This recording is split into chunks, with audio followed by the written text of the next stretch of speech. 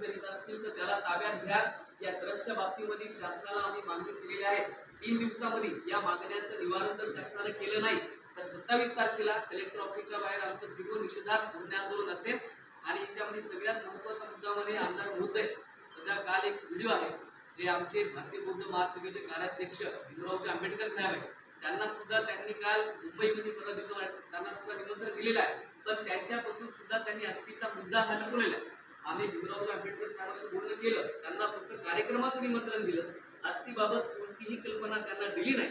काल जो photo viral झाला ते फोटो सुद्धा आम्ही भीमरावजी आंबेडकर साहेबांना पाठवलेला आहे। ते राष्ट्रीय कार्याध्यक्ष आहेत, त्यांनी सुद्धा या गोष्टीला नकार दिलेला आहे। एकीकडे बाळासाहेब आंबेडकर बाबासाहेबांच्या नावातून त्यांच्यावर 1000 कोटी घेतल्याचा, बीजेपीची बी टीम असल्याचा आरोप करायचा, हा दुसरे नातं म्हणजे त्यांचे भाऊ, त्यांना जाऊन निमंत्रण द्यायचं, म्हणजे फक्त आणि फक्त निवडणुकीच्या उद्देशाने मतदान वळवण्यासाठी हा खोटारडेपणा आणि भ्रमटेपणा आमदारांचा आहे। त्यांना जर वाटत असेल की बाबासाहेब आंबेडकर यांच्या एका नातूंना बोलून हा कार्यक्रम यशस्वी करतील तर आमची आपला सुद्धा विनंती आहे आणि भीमरावजी आंबेडकर साहेबांना सुद्धा विनंती आहे की त्यांनी या भूलथापाला बळी पडू नये। कदाचित ते जरी या कार्यक्रमाला आले तरी सुद्धा आम्ही सुद्धा त्यांना तिथे थांबवून भीमराव आंबेडकर साहेबांना सुद्धा आम्ही त्याचा जाब विचारणार आहोत।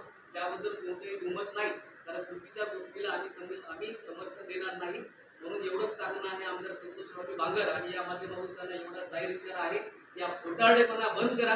3 वेगवेगळे पत्रक छापले, ही सत्यता जशी प्रेस कॉन्फरन्सद्वारे तुम्ही सगळ्यांना सांगायले, पेपरमध्ये तुम्ही न्यूज द्यायले, अशीच एक प्रेस कॉन्फरन्सवर आम्ही केलेल्या मागण्यांचं जर त्यांनी आमचं हे केलं नाही, निवारण या समस्यांचं निवारण केलं नाही आणि डॉक्युमेंटरी पुरावे जर दिले नाही तर निश्चित 29 तारखेचा जो कोणता कार्यक्रम होणार आहे त्याला उठून लावण्याचं काम वंचित बहुजन आघाडी पूर्ण ताकदीने करेल।